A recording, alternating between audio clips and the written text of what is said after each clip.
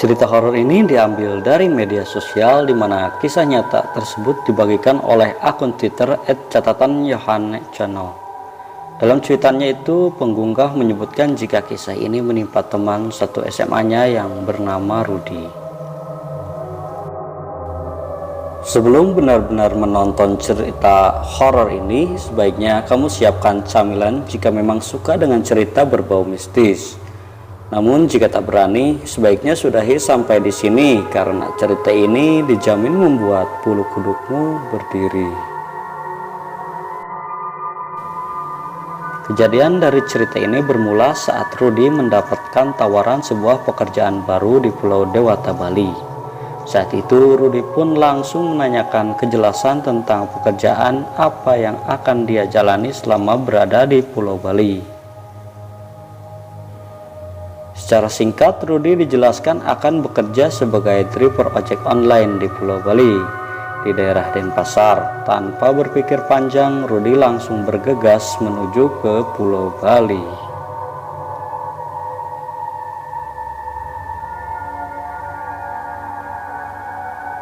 Di sana Rudy sudah ditunggu oleh temannya. Ia disediakan kos guna sebagai tempat tinggal Rudy selama berada di Bali. Sesampainya di Bali, Rudy tidak langsung bekerja. Ia harus menjalani berbagai tahap tes hingga akhir ia lolos dan bisa bekerja sebagai driver ojek online di salah satu perusahaan.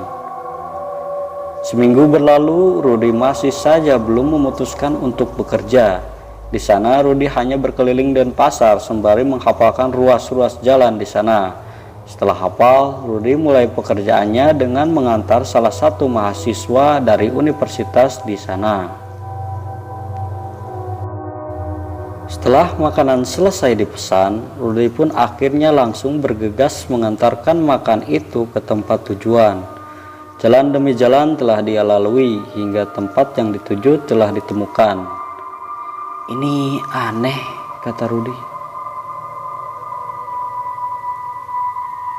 Tak disangka ternyata tempat tujuan orderan itu adalah sebuah rumah kosong. Karena takut ada hal yang tidak diinginkan, tanpa basa-basi Rudy langsung memutar balik motornya.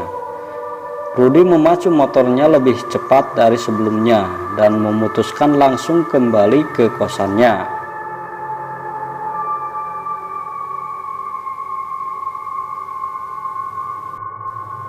Sesampainya di kosan, Rudy dengan sukarela memberikan makanan tadi ke temannya. "Banyak sekali, Rud?" tanya teman. "Rudy, iya, barusan dapat orderan fiktif. Masa alamat tujuannya di rumah kosong?" jawab Rudy. Sambil terus mengobrol, mereka memakan sendiri makanannya hingga pada hari itu Rudy memutuskan untuk tidak bekerja sementara. Rudy hanya menghabiskan waktunya untuk tidur dan bermain game di kosannya. Keesokan harinya Rudy kembali bekerja karena dirasa hatinya sudah tenang.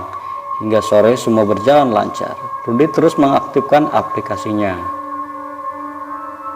Saat adzan maghrib, tiba-tiba dia mendapatkan orderan makanan lagi. Tanpa berpikir lama-lama, Rudy langsung menerima orderan tersebut dan bergegas menuju ke restoran yang dituju.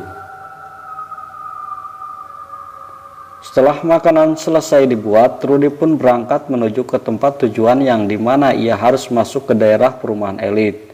Di perumahan tersebut banyak rumah yang berukuran besar dan megah. Sebelum masuk, Rudy meminta izin terlebih dahulu ke security setempat. "Pak, permisi, minta izin mau mengantarkan makanan di sana," kata Rudy. "Baik mas, sampean langsung saja ke sana," jawab Pak security. Rudy pun langsung berangkat ke sana. Alamat tujuan sudah ketemu, Rudy turun dari sepedanya.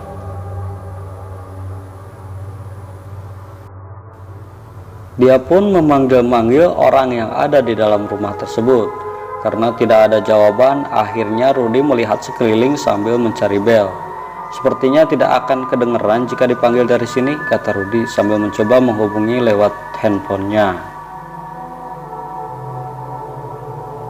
Rudy menemukan bel rumahnya di pojok dekat gerbang. Rudy pun menghampiri bel tersebut dan menekannya hingga terdengar suara dari dalam. "Halo Pak, sudah di mana?" Ternyata telepon Rudy sudah diangkat dan menanyakan keberadaan Rudy.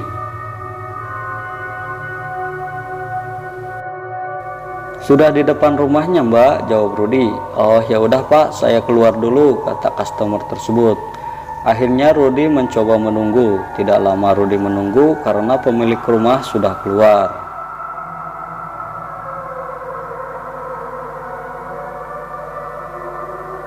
Wanita cantik sekitar umur 20-an memakai kaos lengan pendek dan hot pants.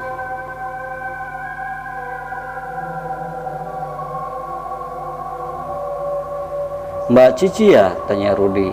Iya mas, ini uangnya, jawab Cici. Waduh, saya tidak ada kembaliannya Mbak, kata Rudi. Loh, ya udah kalau gitu saya ambil uang pas dulu ya mas, jawab Cici. Sebelum Cici kembali, Rudi memberikan makanannya agar sekalian dibawa masuk oleh Cici. Tunggu sebentar ya mas, kata Cici sambil berjalan kembali masuk ke rumahnya. Cici terus berjalan cepat dengan sedikit lari kembali ke rumahnya. Cici sengaja tidak menutup kembali gerbang rumahnya. Sambil menunggu Cici mengambil uang pas, Rudi pun mencoba melihat seisi rumah Cici yang sangat bagus. Bagus banget rumahnya, kata Rudi dalam hati. Di dalam gerbang terdapat taman dan di tengahnya terdapat air mancur yang indah. Sekitar 15 menitan Rudi menunggu, namun Cici masih saja belum keluar. Karena capek berdiri, Rudi memutuskan untuk duduk di sebuah kursi yang terbuat dari semen dan batu bata di dekat gerbang. Lama Rudi menunggu hampir sudah sekitar 30 menit, hingga akhirnya Rudi memutuskan untuk memanggil Cici dari luar gerbangnya.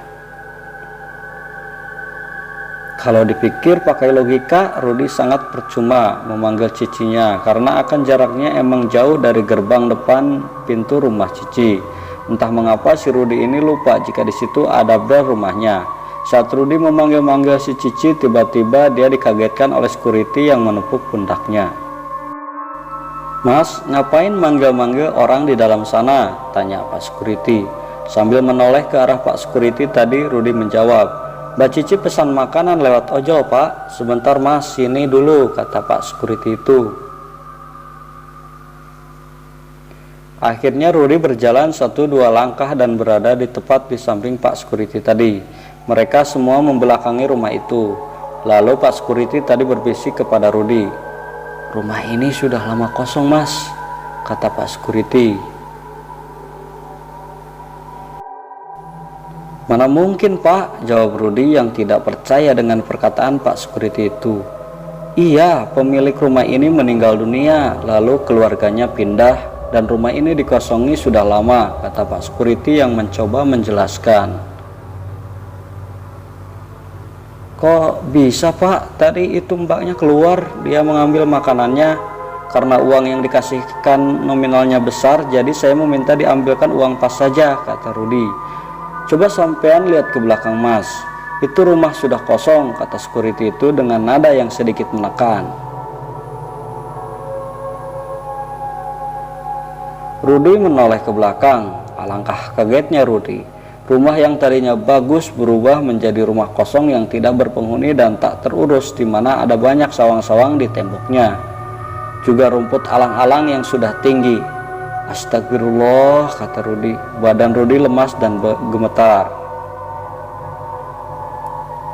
Tapi Pak, makanannya tadi dibawa masuk ke rumah itu juga loh, kata Rudi yang masih tidak percaya.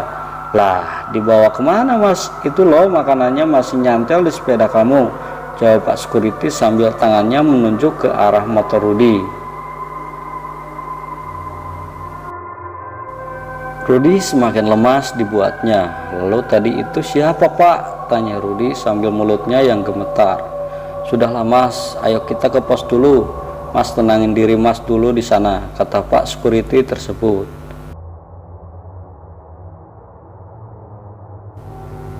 Akhirnya mereka berjalan ke arah pos yang dimaksud.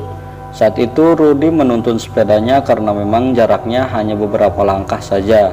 Dan juga karena Pak Security-nya juga membawa sepeda pancal. Sampainya di pos, Pak Security itu memberikan segelas air putih kepada Rudi. Lalu dia menceritakan memang banyak kejadian di rumah itu sebelum Rudi. Motifnya sama, memesan makanan lewat ojol. Namun banyak juga yang akhirnya mengetahui terlebih dahulu kalau rumah itu kosong, sehingga ojol tersebut langsung buru-buru untuk putar balik.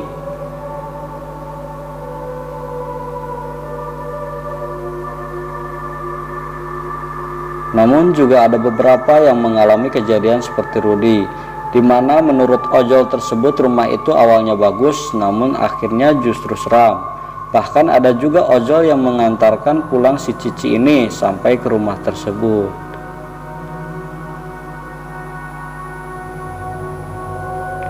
Ini orang membonceng siapa ya? Lah kok ngomong sendiri, terus sesampainya di rumah Cici, orang ini masih ngobrol sambil tangannya menerima uang cash gitu mas, kata Pak Security itu. Rudy semakin dibuat takut mendengar cerita dari Pak Security itu, hingga akhirnya ia cepat-cepat untuk pamit pulang ke kosannya dan menaruh makanan pesanan Cici itu di pos tersebut.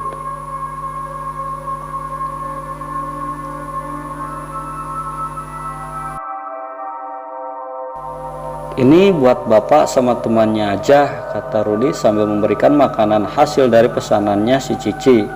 Setelah berpamitan, Rudy bergegas pulang ke kosannya dan menceritakan kejadian tadi ke teman satu kosannya.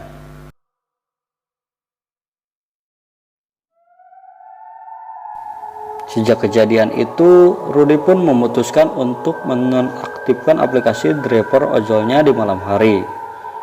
Wah, serem juga ya. Kamu atau temanmu pernah mengalami hal seperti ini? Coba tulis di kolom komentar. Jangan lupa like dan subscribe ya.